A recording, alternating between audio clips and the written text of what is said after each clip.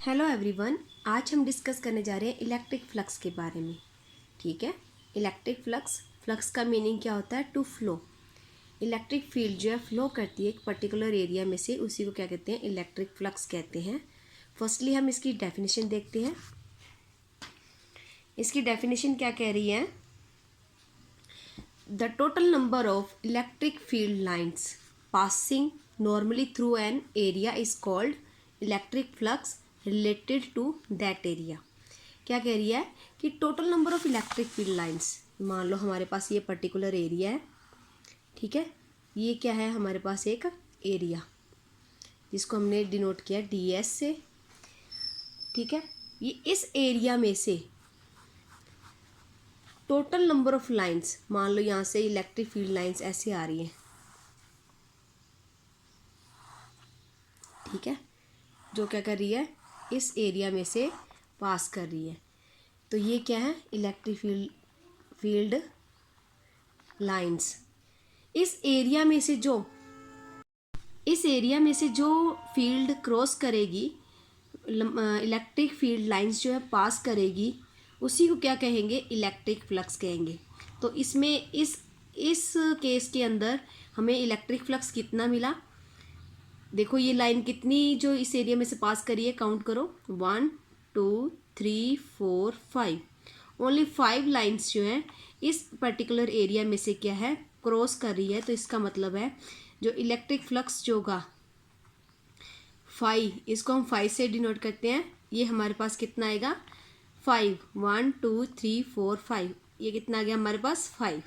ठीक है, जितनी total number of electric field line इस कोई भी गिवन पर्टिकुलर एरिया में से पास करेगी, वही क्या होगा? उसका इलेक्ट्रिक फ्लक्स होगा पर्टिकुलर एरिया का।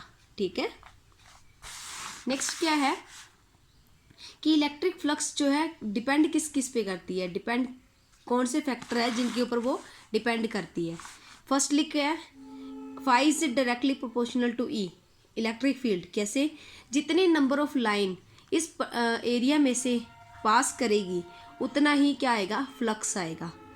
मतलब मान लो कि जित नंबर ऑफ लाइंस जो है इसमें से 100 पास करी है, तो हमारे पास क्या आ जाएगा? 100 ही इलेक्ट्रिक फ्लक्स आ जाएगा। तो ये एक दूसरे से क्या है? रिलेटेड है। जितना इलेक्ट्रिक फील्ड ज़्यादा होगा उतनी ही फाई हमें ज़्यादा मिलेगा। नेक्स्ट है phi is directly proportional to area. Area पे भी डिपेंड करती है। क्यों?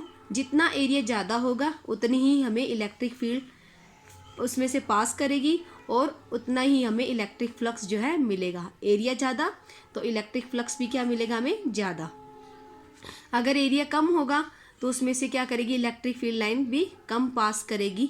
ठीक है, थर्ड पॉइंट क्या कह रहा है कि मान लो हमारे पास जो एरिया है उसमें से इलेक्ट्रिक फील्ड लाइंस क्या कर रही है? पास कर रही है। अब एरिया के परपेंडिकुलर ही इलेक्ट्रिक फील्ड लाइंस जो है हमें मिलेगी। ठीक है, तो जैसे ही ये एरिया ऐसे है, इसमें से इलेक्ट्रिक फील्ड लाइन जा रही है, तो इस सरफेस के परपेंडिकुलर इसका एरिया होगा, तो एरिया वेक्टर इसके परपेंडिकुलर होगा और इलेक्ट्रिक फील्ड भी इसके परपेंडिकुलर होगा। तो क्या होगा इस केस के अंदर? ए एंड ई जो क्या होगा? एक दूसरे के क्या होंगे? सेम डायरेक्शन के अंदर होंगे। तो यहाँ पे थीटा क्या होगा? 0 डिग्री। इन दोनों के बीच में एंगल क्या होगा? 0 degree. Angle between A and E क्या होगा? 0 डिग्री। अगर एंगल 0 डिग्री है तो फाई कितना होगा? मैक्सिमम। क्यों? क्योंकि इस एरिया में से मैक्सिमम नंबर ऑफ लाइंस क्या करेंगी? इलेक्ट्रिक फील्ड की पास करेगी और हमें इलेक्ट्रिक फ्लक्स भी मैक्सिमम मिलेगा। ठीक है, और अगर मान लो अगर हमने इसको ऐसे, फील्ड तो पैरेलल है, यूनिफॉर्म इलेक्ट्रिक फील्ड है, इसके अंदर हमने क्या किया? इस फील्ड के पैरेलल ही हमने क्या किया? एरिया को प्लेस कर दिया। तो इस एरिया के अंदर देखो, अब एरिया वेक्टर क्या होगा? इस सरफेस के परपेंडिकुलर होगा।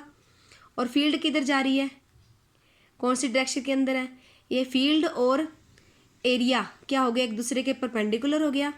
इस एरिया में से कोई भी इलेक्ट्रिक फील्ड जो है पास नहीं कर रही, तो हमें यहाँ पे इलेक्ट्रिक फ्लक्स नहीं मिलेगा। एंगल तो कितना आ गया दोनों के बीच में? ई और ए के बीच में 90 डिग्री है, बट हमें फाई क्या है? 0 मिला। क्यों? क्योंकि इस एरिया में से कोई भी इलेक्ट्रिक फील्ड लाइन पास नहीं कर रही। तो यहाँ पे क्या आ गया फाई 0। अब देखो phi is directly proportional to cos theta. Cos theta ही हमने यहाँ पे क्यों लिया, क्यों, फाई अगर 0 पुट करते हैं, अगर मान लो थीटा की वैल्यू अगर 0 पुट करते हैं तो हमें फाई की वैल्यू मैक्सिमम मिलती है। ये जो केस हमने पीछे किया था जहाँ पे हमने 0 पुट किया तो हमें फाई की वैल्यू मैक्सिमम मिल रही है। अगर यहाँ पे कोस थीटा लेंगे तभी ही हमें ये वैल्यू मिलेगी। अगर कोस 90 कर दे तो यहाँ पे हमें फाई की वैल्यू 0 मिलेगी, जो कि ये वाली कंडीशन को फुलफिल कर रहा है। ठीक है, तो इससे हमें एक और फैक्टर आ गया भी, फाई जो है कोस थीटा पे भी डिपेंड करता है। ठीक है, अब फाई किन किन चीज़ों पे डिपेंड कर रहा है? फाई एक तो डिपेंड कर रहा है ई पे, दूसरा एरिया पे, तीसरा कोस थीटा के ऊपर, कोस थीटा। ठीक है, इस प्रोपोर्शनलिटी को हटा दें तो इक्वल ले लें, इक्वल कोई भी कांस्टेंट है, कांस्टेंट की वैल्यू हम 1 ले लेते हैं। ठीक है, कांस्टेंट की वैल्यू क्या ले लेते हैं 1। तो ये क्या आ गया phi is equal to E A cos theta. ठीक है, ई ए कोस थीटा, ये हमारे पास आ गया रिजल्ट। अगर वेक्टर फॉर्म के अंदर अगर हम बात करें, वेक्टर फॉर्म के अंदर फाई इज इक्वल टू क्या आएगा ई डॉट ए। अब ई डॉट के अंदर 2 वेक्टर पड़े हैं, अगर उनका डॉट प्रोडक्ट करें तो हमें नेट रिजल्टेंट क्या मिलता है, हमेशा स्केलर। तो ये फाई जो होता है, इलेक्ट्रिक फ्लक्स जो होती है एक स्केलर क्वांटिटी होती है, स्केलर क्वांटिटी। ठीक है, तो इधर से हमें क्या मिल गई, इलेक्ट्रिक फ्लक्स का जो है फॉर्मूला है जो है वो मिल गया है। क्या होता है phi is equal to E dot A. ठीक है, आई होप आज का जो इलेक्ट्रिक फ्लक्स का जो आपको टॉपिक है वो समझ आया होगा।